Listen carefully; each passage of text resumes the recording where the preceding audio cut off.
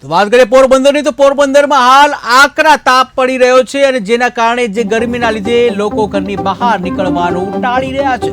ત્યારે આવી આકરી ગરમીમાં પક્ષીઓને પણ ઠંડક મળી રહે તે હેતુથી બાળકો દ્વારા અનોખી સેવા કરવામાં આવી હતી। ત્યારે ઠકરાર પરિવારના નાના બાળકોએ પોરબંદરની ચોપાટી પર આવેલ પક્ષીઓ માટે સ્થળ ઉપર જે બરફની નાની પ્લેટ મૂકી પક્ષીઓને ઠંડા પાણીની મોજ કરાવી હતી। અને બાળકોએ પક્ષીઓને પણ જે ચણ નાખી અને આનંદ પણ વ્યક્ત કર્યો। આ સાથે જ અન્ય લોકો માટે નાના બાળકો પ્રેરણારૂપ બન્યા છે।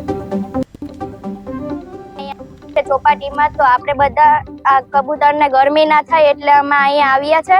તો એ લોકોને અમે અહીંયા ગરમીમાં બરફ નાખ્યા છે પાણીમાં। ગરમી ના તો આપણે બધા તો ઘરે જઈને એસીમાં સુઈ જશું, પણ બિચારા કબૂતરનું શું થશે? તો અમે આજે આવ્યા છે અહીંયા કબૂતરને ઠંડુ પાણી પીવડાવવા। અને તો હું અત્યારે આવી રહ્યો છું ચોપાટીમાં।